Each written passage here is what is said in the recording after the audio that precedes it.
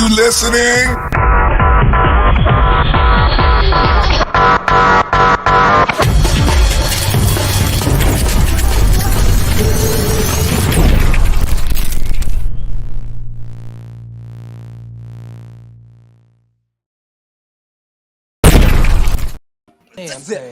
Zip the shit up. Frank, hush. Okay, because you know better. Good morning. Good morning. Good morning. Oh man, that was funny. I did like see Hillbilly. He was like, "Good," and I ended up playing that clip right. I'm sorry, that was funny. I already chose that video before you said anything, but you just happened to be saying something. Nice. Wow. Made it more comedic, I guess. Good morning, everybody. Welcome to the Super Fast Tortoise Show. We got a house of people here today. We got MTG Hillbilly, TCGdude, Tibalts Apprentice, and Mujanful. What's up? Good morning, everybody. Good morning. Morning. Tibalt made it here, and he was telling me how to run the show before I started. I'm like, well, I would never assume that. yeah, I'm playing around, but today our plan is to walk through some cards through Dad's deck to kind of teach him the basics of basic cards and maybe learn how to cast them. You know, maybe Sounds learn good. how to play it because Well, he's getting can't ready. wait. He's getting ready to play his deck. It's gonna be people in chat really quick. We got James Willis. What's up? Good morning, Good James. Morning, James. Oh, we got Tibalt in two different places. What? What? Who's that Tibalts Apprentice? I never heard of him. Yeah, get him out of here. Yeah, I've only heard of Mad Sexton. Yes, Right. Exactly. I can't believe he's been an apprentice all these years. Right? There's always something to learn. Always. James Willis is nice background Tibalt. Yeah, that's just for you, buddy. And Coach is magic. Welcome, Coach. You. Hey, are good. We got a coach available today too. right. Put you in your place if the Tibalt Apprentice goes crazy. Throw those red flags. Throw those red flags. No, I'm kidding. All right. Joking aside, I want to welcome everybody officially to Super Fast Tortoise, which is officially sponsored by CarnsUtopia.com, where you can get sweet Magic the Gathering swag like this Super Fast Tortoise dice bag. When you buy the Super Fast Tortoise dice bag, you help out the channel and you do a lot. Then you can get these sweet vinyl line dice bags like this, these strawberry dice bags. I think they're called strawberry dice bags because they're shaped like a strawberry, but they're pretty cool. You can get these lapel pins. Yeah, so you can get this commander plate, like where you can put your commanders, some dice, life counters, poison counters, and stuff like that. And for a limited time, you can get these little paperweight dragon tails that glow in the black light. And also, if you want, you can get customizable paintings. Ooh, all can be found at CarnsUtopia.com. Boom. Here's Hillbilly's dice bag. It says Dag Blagging on it. And that's the feeling you get when you buy his dice bag. Wow. Yeah.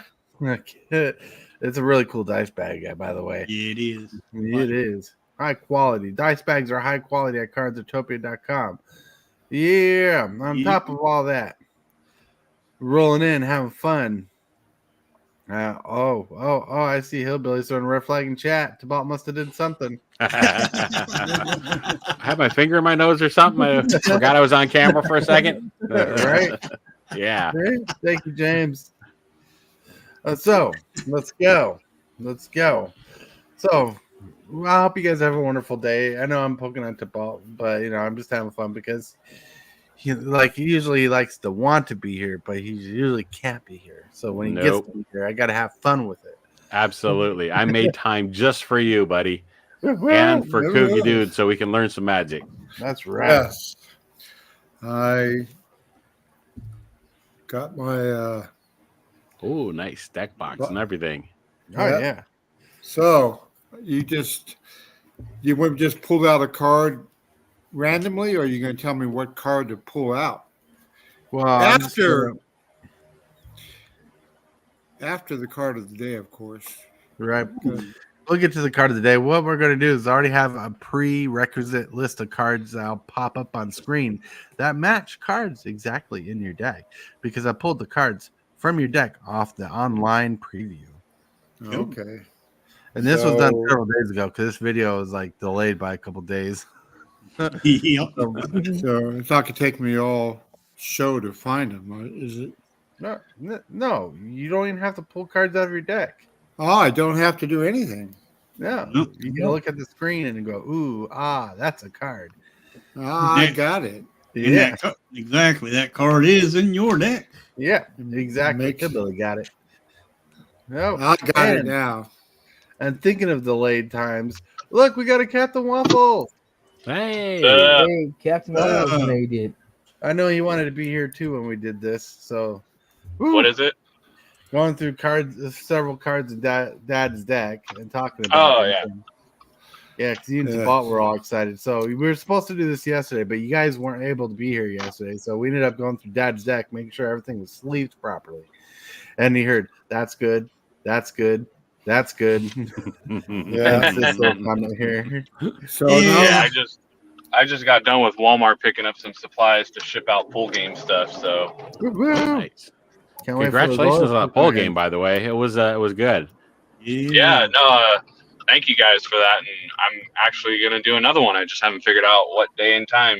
Yes, sir. I miss that Captain Waffles. yeah, I gotta hang on. Well,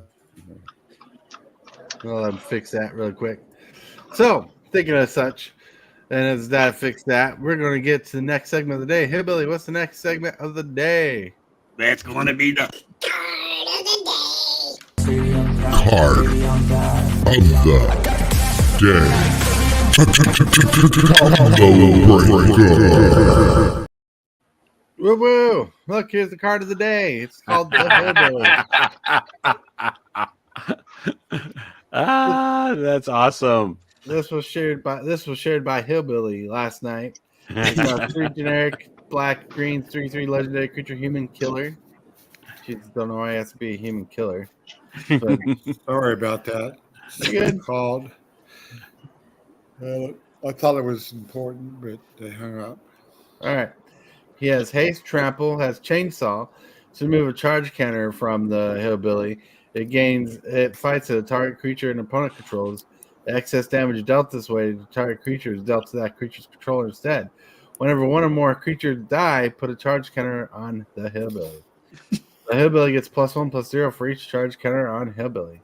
Give this thing Nice. death touch. This thing's a menace. I feel like there's a missed opportunity here. Instead of it being chainsaws, the keyword ability, it definitely should have been dag blang it. Right. Should have. Oh my gosh, that'd be the uncard. That would be the Right. uncard. You get a +1/+1 counter for each time you use Dad Blaggett in a sentence. That'd be the uncard for it. That would be gotcha mechanic from the old Yeah. ones. Yep. yeah, Well, I was telling Hillbilly if this was a real Magic card, it probably would have something to do with moonshine counters. All right, but Yeah. really, here's the card that's a real Magic card of the day. Dirge of the Dread. 2 generic and a black sorcery. All creatures gain fear until in turn. Creatures with fear can't be blocked by creatures unless they're black or artifact creatures. nice. Add cycling for a generic and a black. And when you cycle Dirge of the Dread, you may have target creature gain fear until in turn. I mainly selected this card. Well, 1, I think fear is a mechanic that could bring back safely. And 2, I think the artwork on it looks pretty cool. It looks like one of Dad's records, It does. It looks like a Blue Oyster Cult record. right? It'd be nice if they bring some of the old mechanics back. All And right. they brought back Wither, kinda. Right. Not real strong. Wither ain't real strong right now in the standard. No, there's only one card in Standard that has Wither, and it gives your spells Wither, which is pretty solid. But to have more of a Wither presence would be nice. Yep. For those who don't know what Wither is, it's like Infect on a spell, like a burn spell. And instead of doing poison counters, it just gives the creature -1/-1 counters equal to the damage dealt to it. Ooh, that'd be useful. Kind of works like another creature that is getting ready to rotate out called Toxril. Yeah, Toxril. Yeah, Toxril. Ooh, Ooh. that's a beast. Oh, and I heard that Tibalt's going to be sending me this Crypt Keeper card. No, A foil Crypt Keeper, no less. right? Yeah. And for some pictures of the day. Whoop, that was yesterday's. Boop, boop. Here we go. Coffee now. It's Yay. Monday. That's it. Right? Young Frankenstein. Ooh. Ooh, yeah, it's Frankenstein. Frankenstein. Frankenstein. That's right. It's Monday again. Oh no. That's me. It's Monday. All right. This one's just a little cheesy one. Too much Monday, not enough coffee. Ain't that the truth? No, Yeah. but here's how I feel right here. Not sure if it's the end of the world or if it's just Monday. Oh, man. So, before I officially woke up today, I was volunteered to barbecue. Uh-oh. Yeah, like I was in bed trying to sleep. Kids had an appointment, but they came back and they're like talking about wanting to barbecue. And my wife's like, Derek likes to run the barbecue. He could barbecue the stuff for you. He won't mind. So apparently we're barbecuing today. What time do we show up? Yeah, that was I getting ready to say. Dang, right? Hamburgers and brats and potato salad. Oh, I love myself some Ooh. brats. Ooh, we need right now. brats. Love Who's brats. With sauerkraut. Why is it really good at voluntolding? Like voluntold you to do that. There's no volunteering. It's voluntold. Voluntold. Right. Yes. Gotta have Well, mustard and sauerkraut on this. I'm the only one in the house who likes sauerkraut, really. I mean, I think Casey likes it a little, but I don't know anybody in the house that really likes it. Are you German? Yeah. One part That's German. why. Yeah. Love me some sauerkraut. It runs in the I blood. know the wife likes some sauerkraut, but that's just two of us out of the whole house. I love it. Oh, But, I'm the only one that likes it in the house. Right. and you can only buy them in huge jars. So we use it for once and then the rest goes in the garbage because, Sauerkrauts and hot dogs are a good thing to have sometimes. Yep. yep. We can't find that Trash same can is brand the that we best used place to for it. No. now I'm waiting for Well, since Tortoise is gone, let's take a show over. Let's take a let's show. talk about let's talk about that barbecue. I was Oh. hijack it. Hey, Dang it, he's back. Well, my mic unplugged and you guys couldn't hear me. Oh, Oh, wow. Wow. So- were you giving us the address? Is that what happened? Yeah, I was giving So you what's the the address. problem? What's that? Well, Yeah. Well, I've adjusted the mic down here, but then the plug kind of came out a little from the microphone. Yeah. No, us not hearing you. I don't understand what the problem is. Oh, well, I'm kind of the lead singer of the band here. I don't know. I don't know. Hillbilly slid into that spot real easy. He Yeah. clipped you. All right. Yeah. And I can tell you this: I'm like the only person in the house who likes horseradish. Oh, Oh, yes. I love Oh. horseradish. mm-hmm. I eat horseradish on everything. But are you gonna say bull crap to that, Casey? That I'm the only person in the house who likes horseradish. Right. There you go. I am the only person in the house. And I like horseradish on prime rib. Mhm. I love cottage cheese, and it's funny. The first time I ate it in front of my wife, she thought I was weird, and of course she's 100% Puerto Rican, so she looked at me and said, "That's some white people stuff." And now she eats it with everything. Nice. Yeah. Cottage cheese is pretty good. It is. Yeah, I like it with pineapple. Cottage Yeah, cheese. with pineapple. There you go. Pears. Tasty. Rings went up for 2.5 seconds. Nice. I think that's when you disappeared.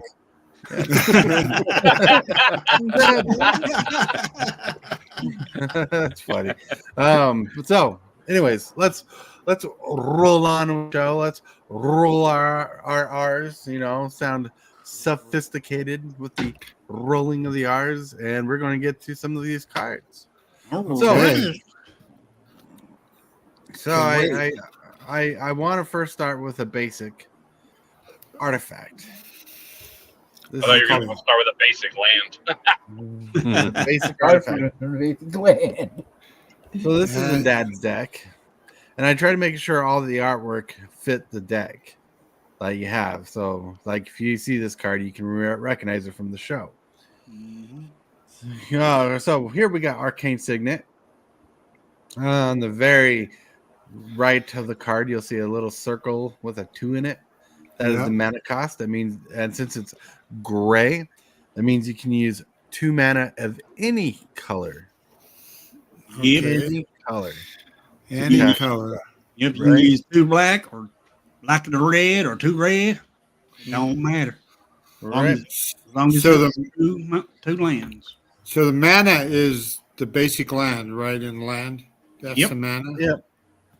Okay. So you can use any color. You don't have to. Yep. With this card, yes. Okay. With this one only. Right. So this is an artifact. And an artifact to someone like you means once you play it, it does not immediately go to the graveyard. It goes onto the battlefield.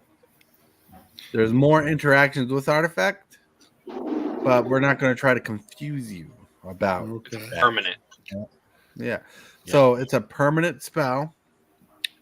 Permanent is something that once you play it, goes to the battlefield and stays on the battlefield until something is done with it. Right. The battlefield is on the mat in the middle, right? Yep. The only way this can be taken off the battlefield is if somebody else plays some kind of remove artifact from battlefield. Right. So So there's ways people can get rid of this artifact, but not everybody's going to get rid of an Arcane Signet.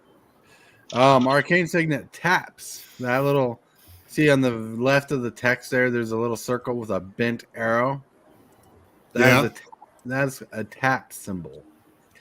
So you turn this card sideways, and I wish there was a way I can like maneuver the picture to turn sideways for you for flavor and stuff. Yeah, but I can figure that out. I can picture that. Right. So you tap it, and you add 1 mana of any color to your commander's color identity. In your commander's color identity, it is red and green. So this can tap for red and green in your dragon deck. Yep, red or green. So imagine this card, right? Now imagine this is a extra land in your deck.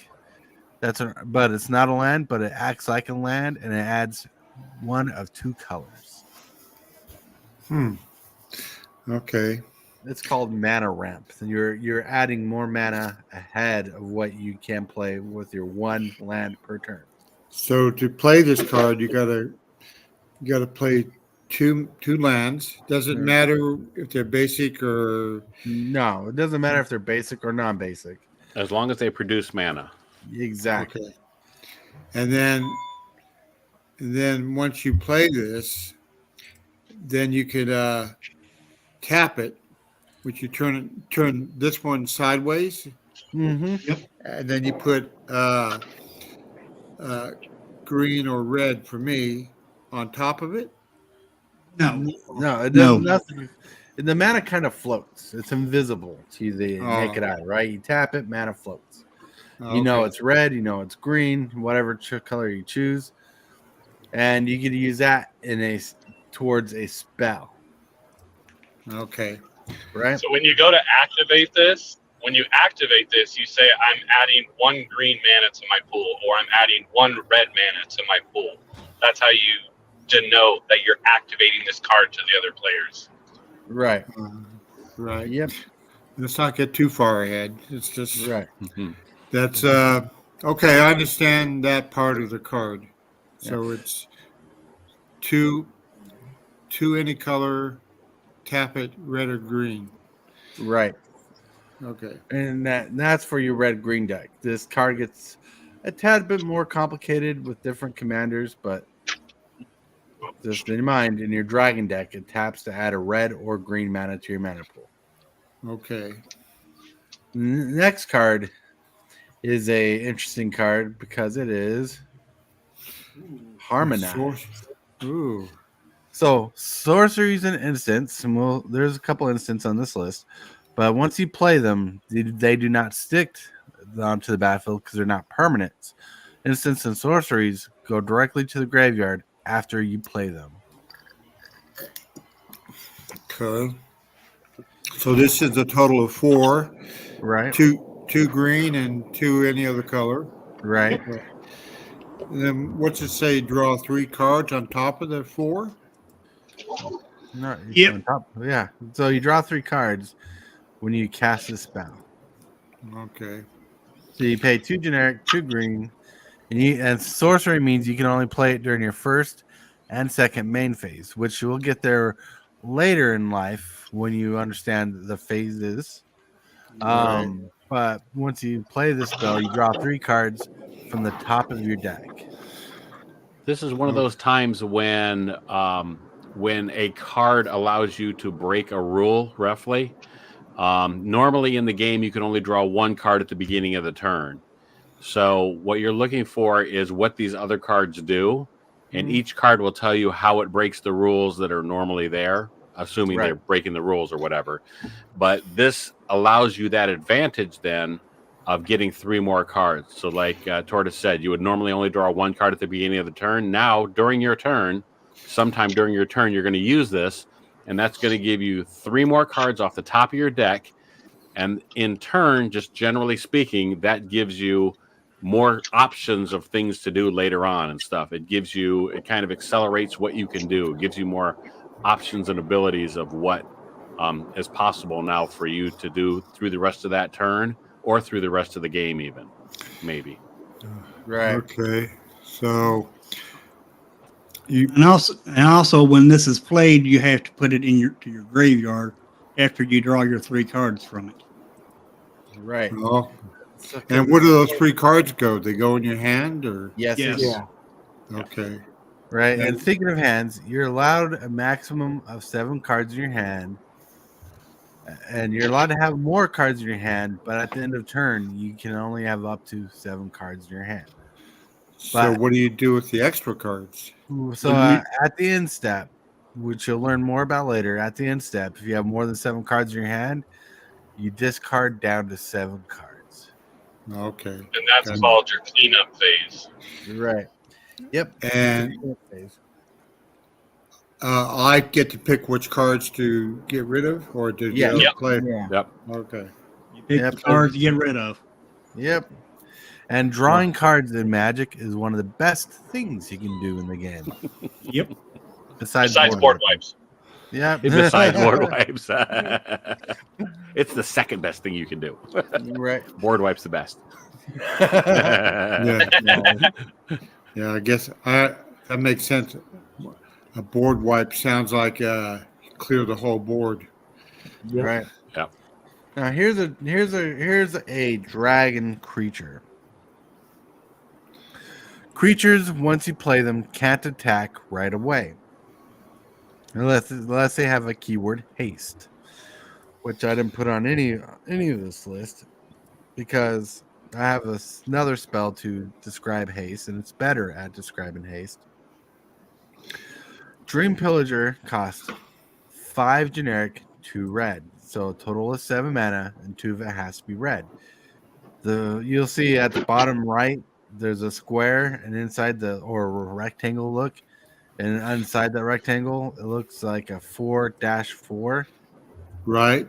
The first 4 on the left is its power. That means that's how much damage it can do. The second 4 on the right is how much damage it can take. It's called its toughness. Okay. Now, you'll see in the text box it says flying. Flying means creatures without flying can't block this creature. But if a creature has reach, which you'll learn more of later, a creature with reach can't attack with flying, but it can block flyer.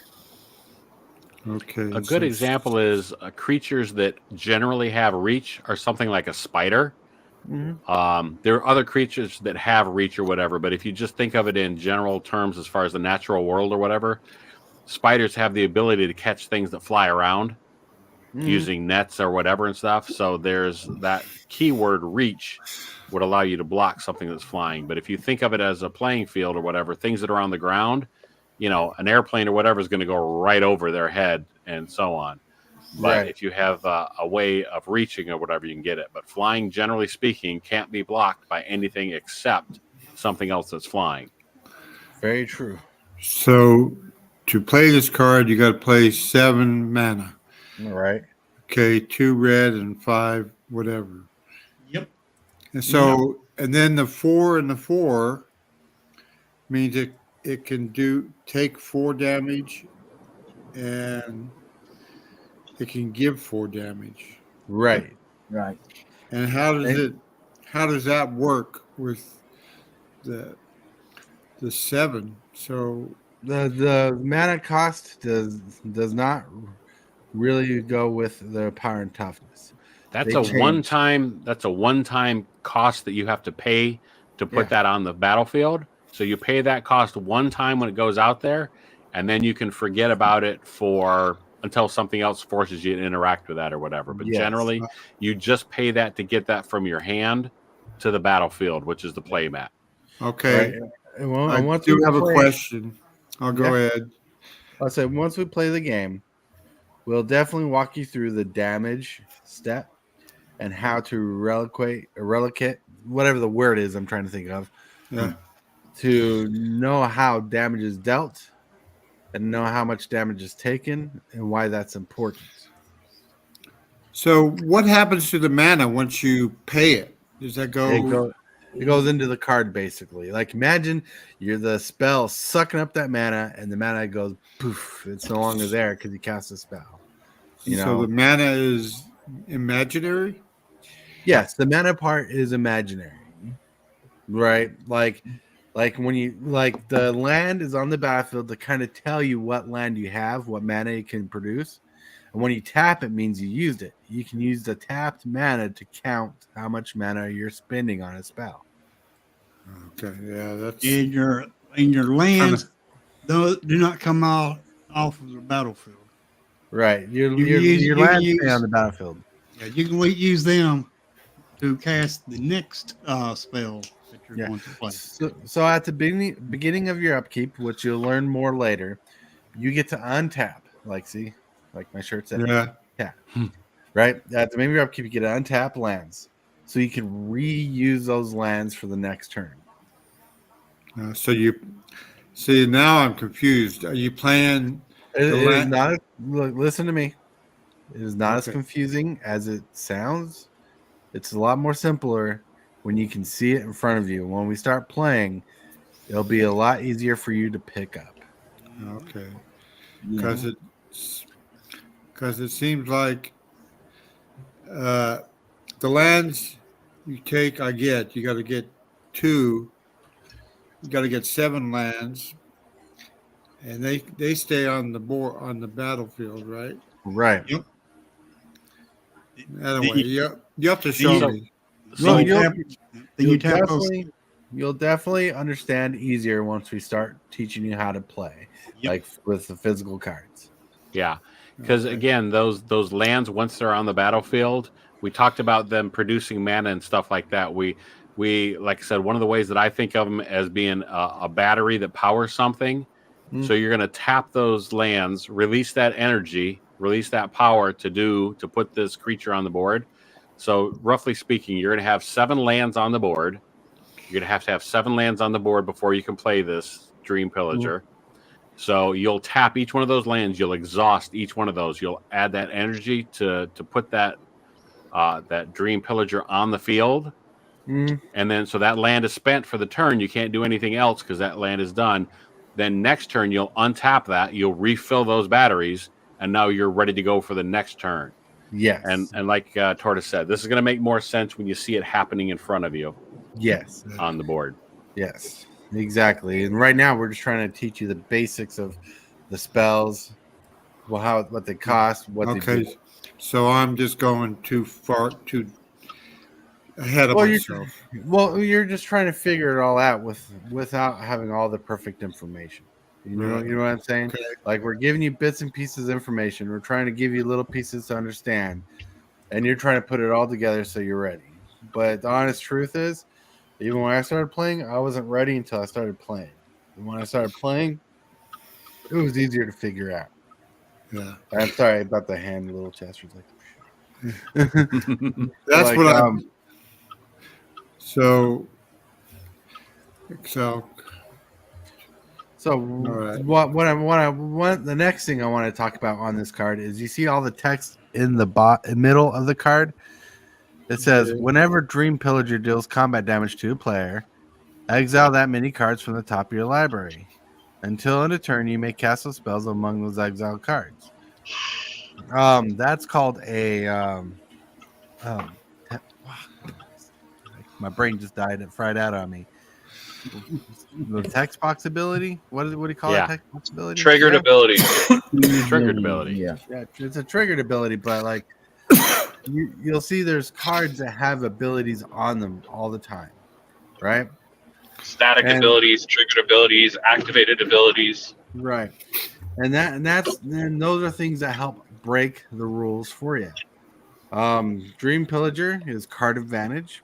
I didn't think about that when I chose this card. I just chose it because the artwork looked cool. But like combat, you'll learn how to do combat, and you'll learn there are triggers to follow when like this card connects with, when a card does combat damage, it means you attacked with this creature. In most cases, it wasn't blocked, so you get a bonus for it not being blocked. Yeah, right? Generally, it would not be blocked because it's a flyer. Yep. So unless they had a flyer to stop you or whatever, you're going to connect with that person. So it's going to be jumping around a little bit or whatever, but basically you declare an attack with this. You say, I'm going to hit you with my Dream Pillager. And if they don't have something to stop it, you'll then do 4 points of damage, which is its power, to a person. Each person is going to start the game with, if we're doing Commander, is going to start with 40 life. So you would take 4 of that 40 life, you would knock them down 4 points, and you would follow the instructions on the card. And in this case, when you've activated it and you've hit them, it activates the thing where they exile, which is they're going to take 4 cards off the top of their library. They're going to peel them off one at a time and show them to you and everybody at the table. Nope. And it's up to you to choose if you want. You can use those cards. It's your library. Oh, is it? Oh, sorry. Exile them to the top of your library. Sorry, your library. So your own library. You get to look at the next 4 cards you got. Right. So the main thing I want you to learn about this card is it's a creature. It has flying. Flying is a keyword ability that you'll remember easily because it's one of those abilities that translate easily just because of the name of it. And you'll learn that cards are meant to break rules, like Tibalts said earlier. And these are steps you'll learn more of as you start playing. Okay. So this card, it actually does quite a bit. Mm-hmm. Yep. Yeah. And once you're done playing with it, it goes to the graveyard? No. Or is that a permanent? It's a permanent. Stays. Yeah. It stays unless somebody deals 4 damage to it. Okay. So there's people can get rid of creatures different ways. But creatures are permanent, so once you cast them, they go on to the battlefield until something is dealt with. Okay. And the next card on the list, boom, more card draw. And these are all cards in your deck. I was actually impressed with some of the card draw it had in it. Elemental Bond. It costs 2 generic and a green, so a total of 3. It's an enchantment, which is a permanent-based card. So once you cast it, it goes onto the battlefield and stays on the battlefield. Whenever a creature with power 3 or greater enters the battlefield under your control, draw a card. So this is a way to help draw cards so you don't get a lot of dead hands or dead draws in your deck. Once you cast your big beefy dragons, you should be powering into cards. This is an enchantment. What this is a static based effect that triggers when a creature enters the battlefield, meaning this changes the rules of the game. So whenever you play a creature like Dream Pillager, who has power 4 or greater, comes into play, you can draw a card. So this enhances your board state to enhance your gameplay. So how do you know a card's permanent and one you got to get rid of right away? I mean, there's nothing on the card. Oh, go ahead. Basically, to answer your question, if you know cards are permanent, the simplest form is if it's an instant and sorcery card, it's not a permanent. Everything else is a permanent. Okay. All right. So if instant, it's not permanent. So it goes after you're done using it, it goes away. A permanent stays on the battlefield till it's until it's dealt with. Right. Somehow. Yeah. Until it's dealt with. Right. Okay. Until it's dealt with, which you'll learn. Which is more going to lead you to the next card, because the next card, boom, creatures you control have haste. Fires the Avamaya. This is in your deck. I was actually impressed. Like your deck could use a fervor. Don't worry about what that means. But Fires the Avamaya is a good card. It costs 1 generic, 1 green, 1 red, and has a total mana value of 3. Creatures in control of haste. The text, there's no text on the card, but haste means your creatures can attack as soon as they enter the battlefield. This is another enchantment. It's another state-based effect that changes the rules so you can enhance your game. So you got some big flying dragos. That's pretty solid. Yeah, using the example of the Dream Pillager that we already looked at, it was a 4/4. It had 4 toughness. It would inflict 4 damage.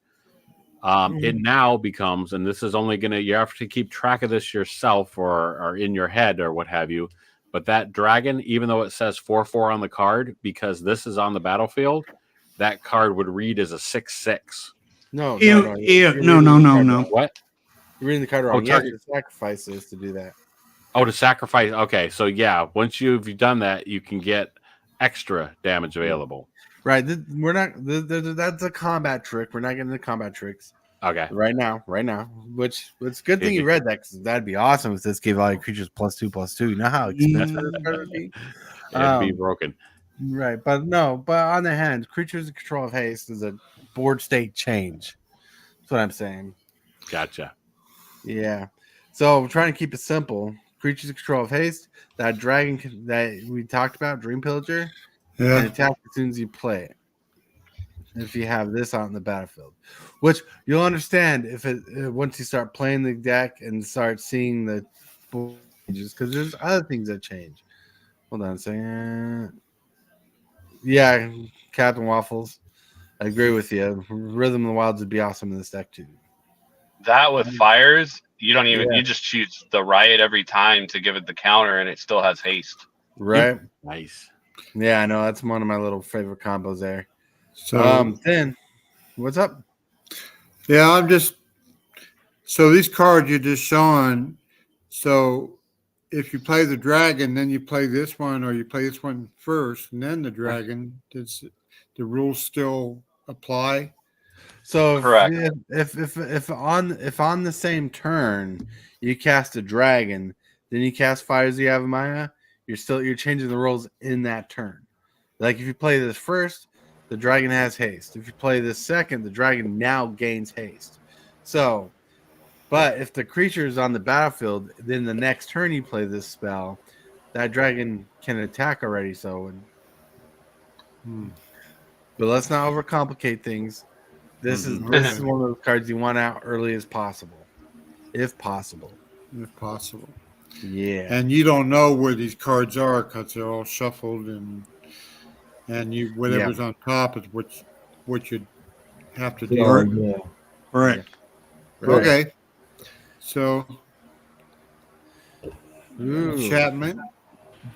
So enchantments are permanent, like the last 3 cards. But this one I wanted to show you because this card affects your board differently.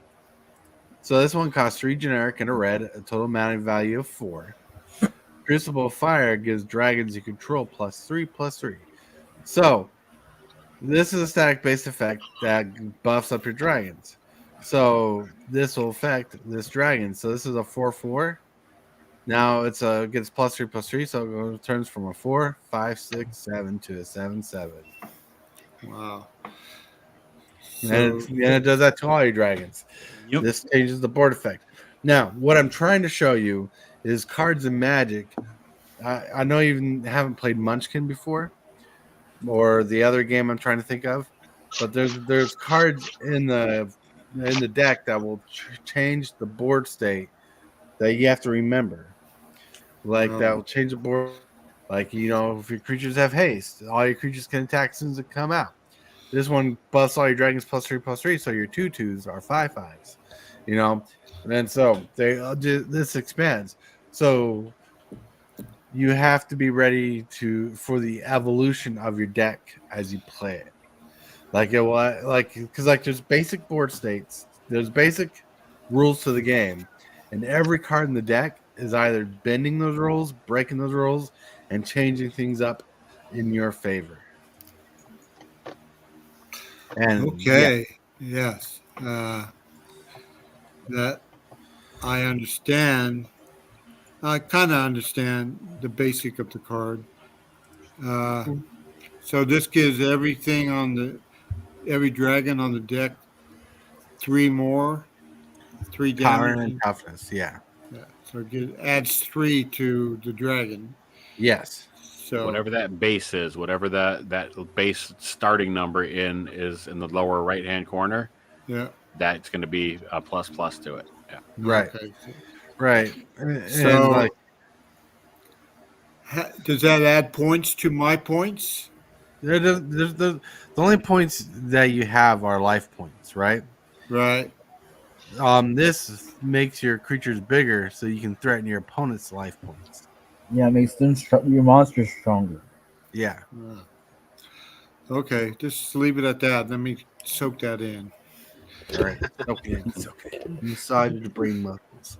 Yes, Yeah, no, like to us, this seems fairly simple, but we know how complicated learning a new game can be. Yeah, it can be. So I've got a question. Do you have another card, Tardis? Another card? Another card to show him? Yeah. Okay. So before anything else, I would ask, like, put the card on screen, and I want to know what TCGdude, the first thing you notice about the card is. Doesn't matter what it is. There's no right or wrong answer. I'm just curious, like, if you flip to the next card, what's the first thing that you notice about it? Well, first thing I notice about it is the drawing. Yeah, that's right. Indeed. Okay, because that's the biggest thing. And then I look up in the corner and I see what the mana is. Okay. That's a good start. And that's about it. Okay. So the next thing you probably want to look at, if that was the first thing you notice, you notice that it's 2 mana, so it could be two generic mana, it could be 2 anything. The next thing to consider, maybe, and maybe I'm wrong, maybe somebody else have a different way of looking at this, but so the first thing you notice is the image, sure thing, because that's how you're going to recognize your cards going forward. You look at the mana cost, which is good, and then the next thing is it's an artifact. So what does that tell you about it? Does that tell you anything, or no? Okay, so I'm gonna jump ahead here and just say, like, it's an artifact. So one of those things that you notice from that then is that it's something that's going to be a permanent. So far, the things that we've talked about today, I don't want to get overwhelmed with everything else or whatever, but this is going to be a permanent type. It's not a sorcery. It's not an instant. Therefore, it's an artifact. So therefore, it's something that's going to stay on the board until it's interacted with. Right. So that's just a few things to notice right away on the card. So right. But I notice there's no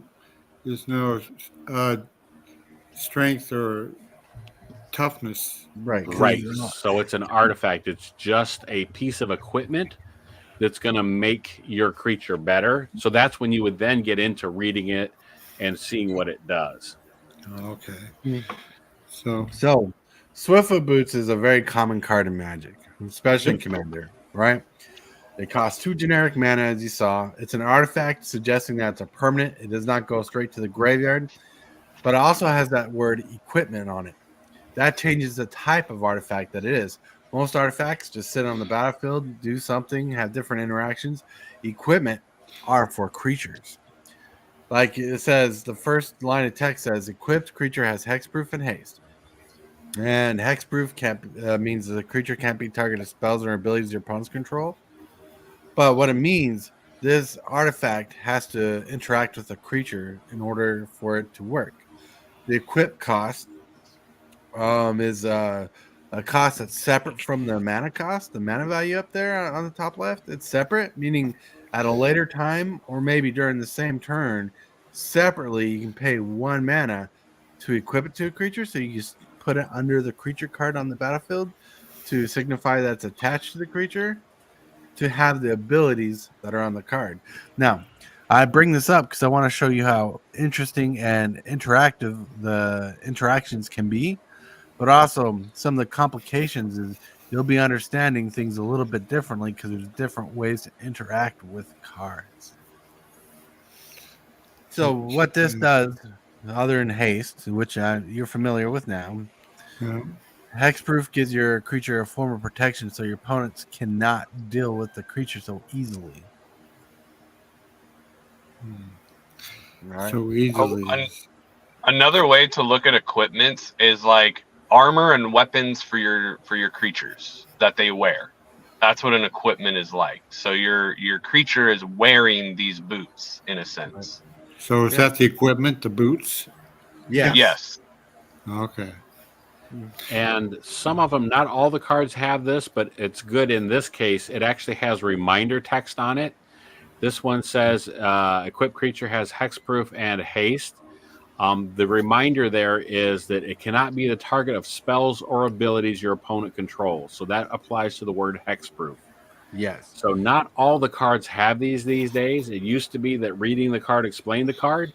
That doesn't always happen anymore these days. No. But this one is good because, like I said, reading the card will explain it. And it means that you cannot be the target, or the creature can't be the target. If it's equipped, it cannot be the target of spells or abilities your opponents control.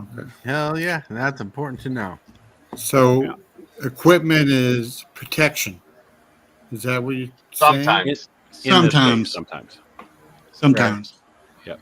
Can be protection or can be armor. I mean, it's like equipments do different things, but this particular equipment's in your deck for that haste and hexproof ability. This is already in your deck. Okay, yeah. Is anybody else getting more and more scared of Daddios deck there as I see these cards? Right? Yes. Every card I see, I'm like, oh man, I don't think I like his deck anymore. I'm scared of it. He went all out for his dad, you know? Yep, for sure. Well, here's another card that's in the deck. Faux Razor Regent. 7. Be right back. Mm-hmm. Just give me a sec. I gotta get to this. Be right back. So 7 mana. Right. 5 generic. 2 right. green. Correct. It's creature to dragon. Mm-hmm. It does 4 damage and 5 toughness. Yes, that's exactly correct. You're getting it, Daddio. Yeah, and it's a flying, so it can't be blocked by non-reaching creatures, right? Yeah, that's right. You got it, 100%, man. You're right on the right track. Okay, well, that's pretty cool drawing. Wow. Mm-hmm. Yep. And so this would be permanent, right? Yep. Correct. Look at you getting this. Yeah. So 5 mana, 7 mana, got 5 damage, 4 damage, 5 toughness, and then it's flying. Then you read what the middle of the card. Right. So when Faux Razor Regent enters the battlefield, you may have to fight target creatures you don't control. Now, Right. So that I don't understand. So fighting is a 1v1 thing, like 1 versus 1. So when it enters the battlefield, you can have it fight another creature outside of the combat step. Okay. So if somebody has something on the board that you don't like that's smaller than a 4 or 5, just to start with, we'll start with this. The fact that if somebody else has something on the board, maybe they have a flyer on the board, or maybe they have something that you don't want there, you're gonna say, I play this card and I fight it. Right. So they're gonna do damage to each other like as if they were in combat, but you're not in your combat step. We'll talk about the steps and stuff more later. Mm-hmm. But you'll fight it. So the first thing you'll do is you'll put that on the board, and then you'll compare the power and toughness of each of those creatures. But this one has a little bit more of an advantage if you read the next line. Whenever a creature you control fights, put 2 +1/+1 counters on it at the beginning of the next end step. Yeah. So as long as that creature survives the fight, so you want to pick something that's smaller than it, that's something that that it can kill, you would then get a bonus at the end of the turn if it was still alive. Yep. Obviously, you don't get that if it doesn't live. So what do you mean something smaller with smaller damage and toughness? That's it, exactly. Yep, you got it. You're learning. You're getting it. You're understanding. Yep, understanding. Just like if I had a 2/2 token out and you play this card, and as soon as you play this card, you could say, all right, I'm going to fight your 2/2 token with this card, and you play that card, boom, my 2/2 token is dead. Right. And then at your end step, you can put 2 +1/+1 counters on this creature. Yeah. And the +1/+1 counters add to the power and toughness of the creature to make it stronger. Well, okay. All right. It adds to my toughness and my damage. Yeah, on the creature. So it becomes a 5 and 6 if needed. Well, +1/+1, so it's going to actually become a 6/7. Yes. Because you put 2 of them. Yeah, because you're going to put 2 of them on there. Yep. Okay. All right. But we're not going to worry too much about the interactions there until you actually play with the card, so you can understand the power level of the card. Because this card used to be called the House of Standard. Now, boom. Next card. Derek. Yeah. Oh, sorry. Super fast. Beast Within. Yep. So this instant. So you got to play this one right away. And you got to play 3 mana, 2 generic, 1 green. It's an instant, which is not a permanent. Not a permanent. Yeah. So once you play this, it goes into the graveyard. You got it. You got it. Destroy target permanent. Destroy target permanent. Its controller creates a 3/3 green beast creature token. Okay. Yes. A creature token, like your tokens do not go on the deck, and your opponent gets a 3/3 monster, basically a 3/3 creature. But you get in trade for destroying one of their permanents.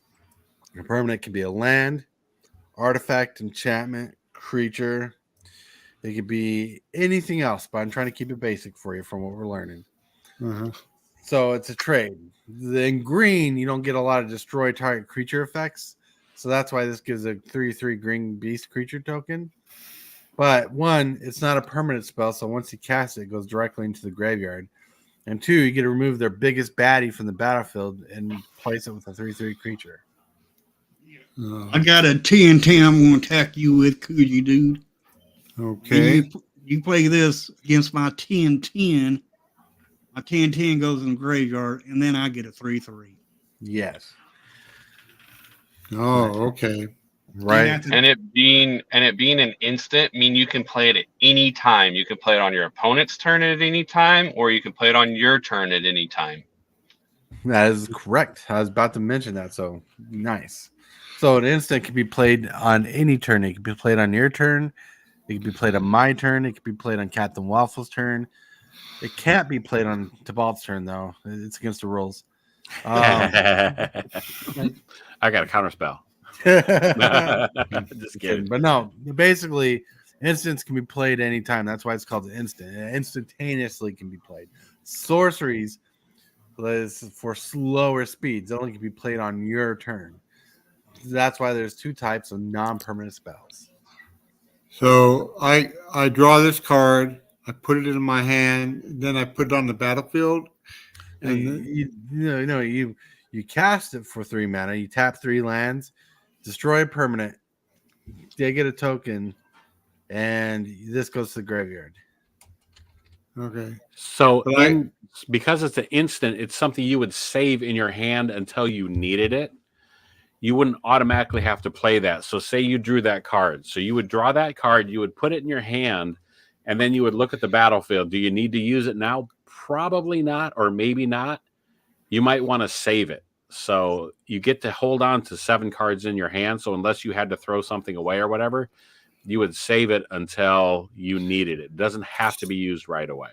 Just because you draw a card doesn't mean you have to use it right away. You can choose an opportune time to do it. I know Tortoise said we'll talk about the timing and stuff like that later or whatever, but it's just important for you to know that instants, you want to save those until the most opportune time to use them, and you'll learn when that is as you get more comfortable with it. Right. But wouldn't your opponent know that you have this in your hand? No, we can't see your hand. You never tell your people what to do. When we play, we'll for the first, second, third time, we'll see what's in your hand, just to help you learn your right. But I mean, but in a regular game of Commander, we will not see what's in your hand. But I mean, if you draw it and you don't do anything with it, wouldn't you automatically know? It stays in your hand. You just keep it in your hand. Yeah. That's it. Keep it hidden. It's like a poker hand. Like a poker hand. There you go. Yep.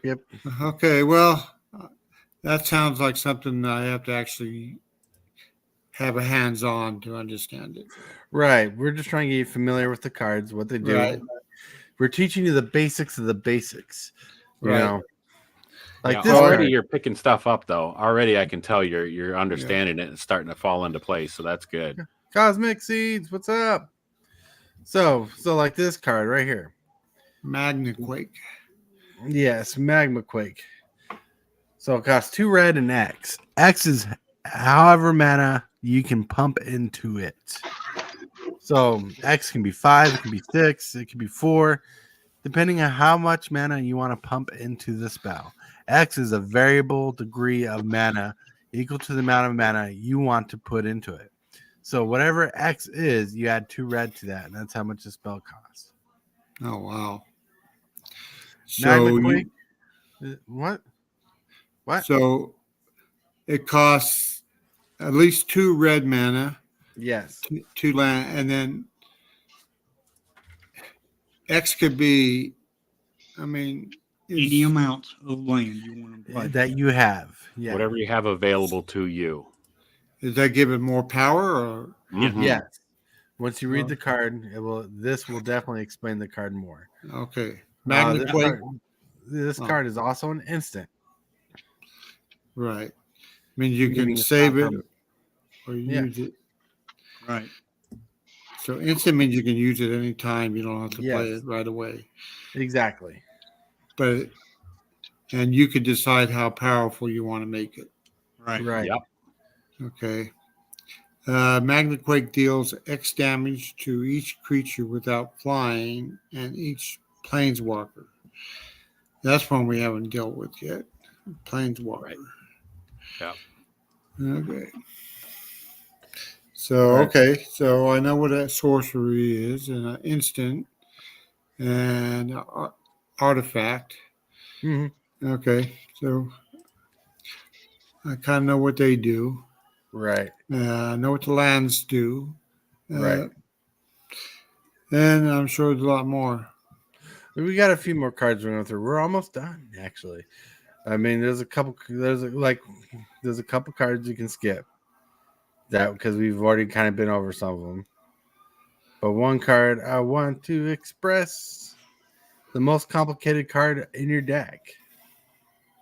Well, Planeswalker. There you go. Yikes. Sharken the Dragon Speaker. Yes. So it costs 5 mana to play, 3 generic, 2 red. And then it's a Planeswalker, Sarkon. Right. And now I noticed that the shield on the right is colored, where the other ones weren't colored. Yeah. You're talking about you're talking about the set symbol. The loyalty. Right. Loyalty. That's the set that's from, and that's the mythic rarity. Oh, okay. All right. So you got the 4 on the bottom, which is what, 4 toughness? Or It's loyalty, and it's pretty much toughness. okay. All right. So I'm going to explain this card to you as simple as possible, because this is one of the most complicated things in your deck. It's the only one in your deck, but I want you to get familiar enough to want to try it. So loyalty is basically toughness. People can attack your planeswalker instead of you, right? It's like adding another player to the game. Right. So for loyalty, you see these little shields on the left here that go up, down, down. Right. Like +1, -3, -6. Right. Those can be used from that loyalty amount. So this comes into play with 4 loyalty. And once a turn, you can use one of these 3 abilities on the side. The +1 will make this 4 a 5, which you'll use a dice for it. -3, you'll -3 from 4, making a 1. Or -6, which is known as its ultimate, from 4. But you can't -6 with only 4 loyalty, so you have to use that +1 a couple times. But you're only allowed to use one of these abilities once per turn. Wow. Okay. It is simpler than it seems explaining it. Like once you play it, you'll be like, oh, it's a 1 a turn, get an extra option for free. Almost. So 5 mana, you get 4 loyalty, and you get +1 until end of turn. Sarkon the Dragon Speaker becomes a legendary 4/4 red dragon creature token with indestructible and haste. Pretty solid. So he can become a creature until in turn for +1 loyalty. So then he becomes a 5 loyalty? Yes. Yeah. And then look at you, I'm picking it up. And it's a -3, then it becomes a 1 loyalty. Right. Yeah. Well, if you use the first ability first and it has 5 loyalty, it's -3 from that amount. So that'd be 2 loyalty. Oh, see, the loyalties on the sides add and subtract to the main loyalty it starts with. But those I got to remember, right? Right, but you'll use a dice on the bottom or something. Yeah. You'll put something on the bottom because that will stay as the turns progress, and he will become more loyal towards you or less loyal depending on how you use him. So those numbers will stay permanently on there until somebody interacts with it or until you choose to use those numbers. So the first time you use it, when you put it out, the first time you use it, it'll go up to 5. The next time you then have the option to do -3 or +1, whichever you want to do. If you want to do another +1 again, it's going to go up to 6 and so on. It's kind of like math. All right, +1 means you add, -3 means you subtract. Right. You subtract out, you add or you subtract from that 4. Once per turn. Yep, you don't only do it once. You only do But the you math can't. once per turn. But you can't go in the negative loyalty, right? No. So you couldn't use the 6 right away because you don't have enough loyalty points. Exactly. Right. You got it. Got it. Okay. All right. So that is the end of the show. That's all the time we really got for. Okay. Well, I learned a lot. You did. Well, I could that's see the that. point. Yeah. So thank you, Captain Waffles, for being here. Sorry you had to leave so early. Moving full, I know you got to go for Yep. I gotta go. I'm sorry I can't do any shout outs, and I'm not sure if I'll be on tomorrow because of my mouth. Because I'm going to the dentist later on. You're good. We'll see you tomorrow if you have to. Yeah, I'm gonna wrap up here. All right. I want to thank you guys for joining us today and walking TCGdude through everything. Look at that turtle on Tibalt's background. Pretty sweet. I have a cat that's extruding cat fur balls over here. That was disgusting. Now I got something to clean up. But anyways, thank you guys for chilling out with us, learning the cards with us, being amazing, being good teachers to Ball, MTG Hillbilly, Captain Waffles, Moving Full, helping daddios understand the cards. So when he starts playing the game, he can be familiar with them. I think he'll do just fine with it. Yeah, I do too.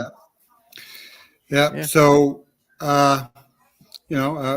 maybe one more time in the next week or so, we can go over a couple more cards. Something like that. Yeah. And then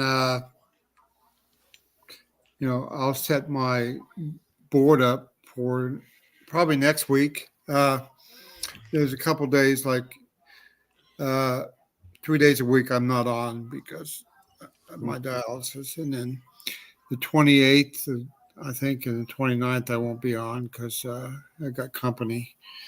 But maybe sometime between there, we could do a practice game.